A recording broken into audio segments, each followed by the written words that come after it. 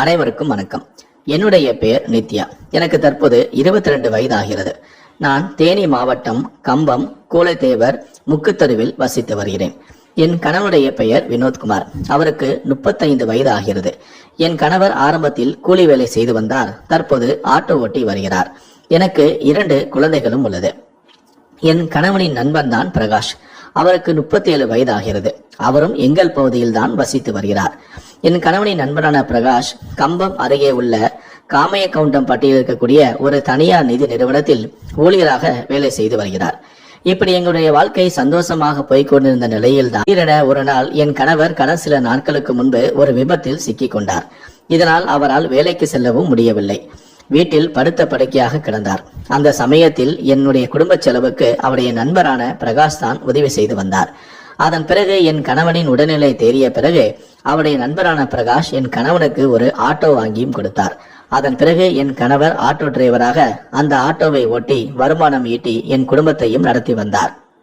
இப்படி இருக்க என்னுடைய தேவைக்காக குடும்ப செலவுக்காக நான் பிரகாஷிடம் கொஞ்சம் கடன் கேட்டேன். அவரும் அவருடைய தனியார் நிறுவனத்தில் இருந்து எனக்கு கடன் வாங்கியும் கொடுத்தார். அதன் பிறகு தவணை வசூலிப்பதற்காக அடிக்கடி என்னுடைய வீட்டுக்கும் வருவார்.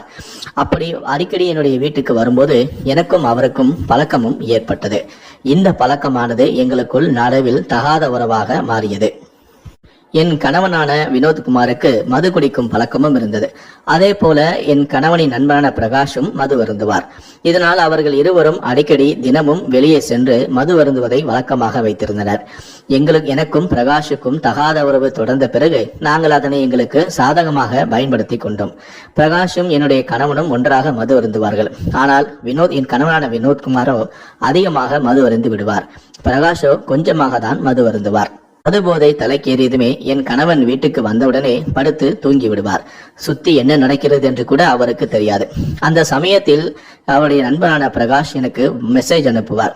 என்ன, உன் கணவன் வந்துவிட்டு தூங்கி விட்டானா? நான் இப்போது வீட்டுக்கு வரவா எனவும் கேட்பார்.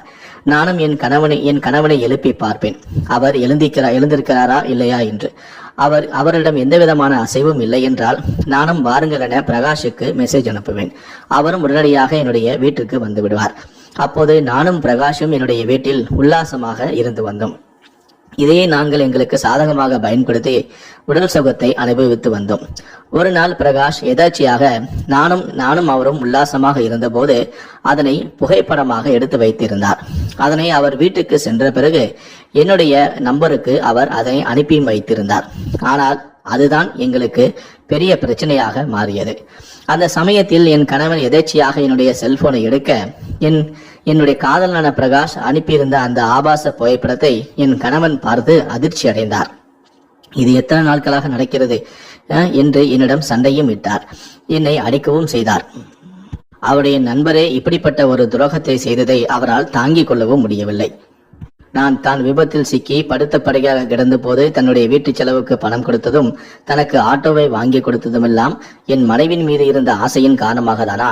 தான் நண்பன் என்ற முறையில் அவர் எனக்கு செய்யவில்லையா என்றும் அவர் அழுதார். ஆனால் இது குறித்து அவர் அவருடைய நண்பரான பிரகாஷிடம் எதுவும் கேட்கவில்லை. என்னை மட்டுமே திட்டி அதிர்த்து உதைத்து இனி இந்த தகாத உறவை விட்டுவிடுவேனவும் சொன்னார். நானும் அதனை கேட்கவில்லை. ஏனால் எனக்கு வினோத்குமாரை விட பிரகாஷை தான் பிடித்திருந்தது. எங்களுடைய தகாத உறவும் தொடர்ந்தது. என் கணவர் எத்தனையோ முறை கண்டித்தும் கூட நான் அதை கேட்கவில்லை. இதனால் என்னுடைய கணவன் கடுமையான மன உளைச்சலுக்கும் சென்றார். ஒரு கட்டத்தில் அவருடைய நண்பரான பிரகாஷை கொலை செய்யவும் அவர் முடிவு செய்தார். இதனால் சம்பவத்தன்று என்னுடைய கணவரும் பிரகாஷும் ஒன்றாக மது அருந்தியுள்ளனர். அந்த சமயத்தில் பிரகாஷ் என்னுடைய கணவனுக்கு அதிகமாக மதுவையும் ஊற்றி கொடுத்தார். ஆனால் அதனை என் கணவனோ குடிக்காமல் பிரகாஷுடைய கவனத்தை திசை திருப்பி அதனை அவர் கீழே ஊற்றி விட்டார். ஆனால் குடித்தது போலவும் போதை அதிகமானது போலவும் என் பிரகாஷிடம் நடித்துவிட்டு என்னுடைய வீட்டிற்கு வந்தார். போதை அதிகமானது போலதான் என்னிடமும் நடித்தார். நேராக சென்றவர் படுத்து தூங்கியும் விட்டார். ஆனால் தூங்கவில்லை, தூங்குவது போல் நடித்திருந்தார். இது எனக்கு தெரியாது. வழக்கம் போல பிரகாஷும் எனக்கு மெசேஜ் அனுப்பினார். என்ன, நண்பன் தூங்கிவிட்டானா? நான் வீட்டுக்கு வரவா எனவும் கேட்டார். நானும் அவரை எப்போதும் எழுப்பது போல் எழுப்பினேன். அவருக்கும் எந்த விதமான அசைவும் இல்லாமல் இருந்தார். அந்த சமயத்தில் ஆள் பிளாட் வாங்க சீக்கிரம் என்று நானும் அவருக்கு மெசேஜ் அனுப்பினேன். அவரும் ஆசையுடன் என்னுடைய வீட்டிற்கு வந்தார். வழக்கம் போல நாங்கள் உல்லாசமாக இருக்கவும் ஆரம்பித்தோம்.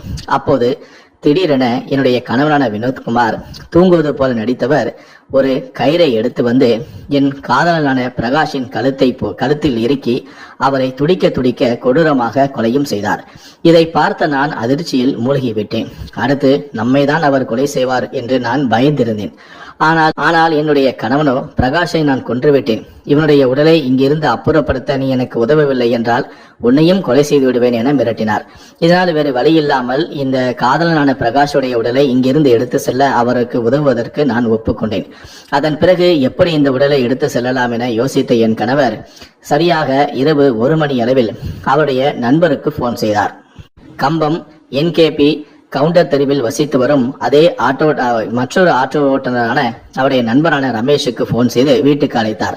அவரும் இந்த நேரத்தில் எதற்காக போன் செய்கிறார், ஏதோ எமர்ஜென்சி போல என பதறி அடித்துக்கொண்டு ஆட்டோவை எடுத்துக்கொண்டு என்னுடைய வீட்டிற்கு வந்தார். வந்தவரிடம் நடந்ததை சொல்லி என் கணவன் கதறி அழுதார். இப்படி என் மனைவியிடம் அவன் தகரான தொடர்பில் வைத்திருந்தான், ஒரு நண்பன் என்று பார்த்தனே, இப்படி அவன் எனக்கு துரோகம் செய்து விட்டானே என என் கணவனான வினோத்குமார் அவருடைய நண்பர்கிட்டம் கதறி அழுதார். அதை பார்த்து அவர் இறக்கப்பட்டார். சரி, நான் உனக்கு உதவி செய்கிறேன் எனவும் சொன்னார். ஆனால் என்னால் உன்னுடன் வர முடியாது, வேண்டுமென்றால் என்னுடைய ஆட்டோவை நீ எடுத்து செல், இதில் எனக்கு எந்த விதமான பிரச்சனையும் வரக்கூடாது எனவும் இந்த பாடியை ஆட்டோவில் ஏற்றுவதற்கு நான் உதவி செய்கிறேன் எனவும் அவருடைய நண்பரான ரமேஷ் கூறினார். அதன் பிறகு நள்ளிரவு ஒரு 2 மணி அளவில் அவருடைய பாடியை அந்த ஆட்டோவில் வைக்க உதவி செய்தார். அதன் பிறகு அவருடைய ஆட்டோவையும் என் நண்பர் என்னுடைய கணவனிடம் கொடுத்துவிட்டு அவர் சென்று விட்டார். அதன் பிறகு என்னுடைய கணவர் என்னை ஆட்டோவில் ஏற்றி கொண்டு அவருடைய என் காதலான பிரகாஷுடைய பிணத்துடன் அங்கிருந்து சென்றோம். நானும் என் கணவனும் பிரகாஷுடைய உடலுடன் சின்னமனூர் நோக்கி சென்றிருந்தோம். பின்னர் உத்தமபாளையம் புதிய பைபாஸ் சாலையில் உள்ள முல்லை பெரியாற்றில் அந்த உடலை வீசிவிட்டு வந்துவிட்டோம். ஆனால் அதன் பிறகுதான் என்னுடைய காதலனான பிரகாஷுடைய மனைவி தன் கணவனை காணவில்லை என தேடி பார்த்துள்ளார். அவருடைய உறவினர்களுக்கும் தகவல் தெரிவித்தார். அவர்களும் பல இடங்களில் தேடி பார்த்தும் கிடைக்கவில்லை என்ற காரணத்தினாலும் அவருடைய மொபைல் போன் சுவிட்ச் ஆஃப் என்று வந்ததாலும் அவருடைய மனைவியான கனிமொழி நேரடியாக கம்பம் தெற்கு போலீஸ் நிலையத்திற்கு சென்று புகார் அளித்து விட்டார். அதன் பேரிலும் போலீசார் வழக்கு பதிவு செய்து பிரகாஷை தேடவும் ஆரம்பித்தனர். அவருடைய செல்போனையும் ஆய்வு செய்தனர். அப்போதுதான் அவர் கடைசியாக என்னிடம் பேசியதையும் என் கணவனிடம் பேசியதையும் போலீசார் தெரிந்து கொண்டனர். எங்களிடம் வந்தும் விசாரணை செய்தனர். அப்போது நாங்கள் எங்களுக்கு எதுவும் தெரியாது என கூறினோம். அதன் பிறகு போலீசார் எங்கள் மீது சந்தேகம் கொண்டு எங்கள் வீட்டின் பகுதியில் பொருத்தப்பட்டிருந்த CCTV கேமராக்களை கைப்பற்றி ஆய்வு செய்தனர். அப்போது நள்ளிரவு 2 மணி அளவில் எங்கள் வீட்டில் இருந்து ஆட்டோ செல்வது அதில் பதிவாகி இருந்தது. அதன் பிறகுதான் நள்ளிரவு 2 மணிக்கு எங்கே சென்றீர்கள் என போலீசார் விசாரித்தனர். அதன் பிறகு கோபமான போலீசார்கள் அவர்களின் பாணியில் விசாரிக்க தொடங்கியதும் பயந்து போட நான் அனைத்து உண்மைகளையும் காவல்துறையிடம் தெரிவித்து விட்டேன். நானும் அவரும் தகாத உறவில் இருந்தோம். இது என் கணவனுக்கு தெரிந்ததால் அவருடைய கழுத்தை நிறுத்தி என் கணவன் கொலை செய்து விட்டார். அதன் பிறகு அந்த உடலை அப்புறப்படுத்த அவருடைய நண்பரான ரமேஷின் உதவியும் நாடினோம். அவரும் வந்து பாடியை ஆட்டோவில் வைக்க உதவி செய்தார். அதன் பிறகு அவருடைய ஆட்டோவையும் கொடுத்துவிட்டு சென்று விட்டார். அந்த ஆட்டோவில் தான் நானும் என் கணவரும் பிரகாஷுடைய உடலை எடுத்துக்கொண்டு போய் உத்தமபாளையம் பைபாஸ் சாலையில் இருக்கக்கூடிய முல்லை பெரியாற்றில் உடலை வீசிவிட்டு வந்து விட்டோம் என கூறினர். இதை கேட்டு போலீசார் அதிர்ச்சி அடைந்து மறுநாள் நாங்கள் வீசிய பிரகாஷுடைய உடலை முல்லை பெரியார் ஆற்றில் தேடினார்கள். மனைவியுடன் தகாத உறவில் நண்பனை கணவன் கொலை செய்த சம்பவமானது அந்த பகுதியில் பெரும் பரபரப்பையும் அதிர்ச்சியையும் ஏற்படுத்தியது. இந்த வீடியோவை பற்றிய உங்களுடைய கருத்துக்கள் என்ன அப்படிங்கறத கீழே இருக்கக்கூடிய கமெண்ட் செக்ஷன்ல மறக்காம சொல்லுங்க. முடிந்த அளவுக்கு இந்த வீடியோவை மற்றவங்களுக்கும் ஷேர் பண்ணுங்க. மேலும் இது போன்ற பல வீடியோக்களை பார்க்கணும் அப்படின்னு நினைச்சீங்கன்னா மறக்காம சேனலை சப்ஸ்கிரைப் பண்ணுங்க. நன்றி, வணக்கம்.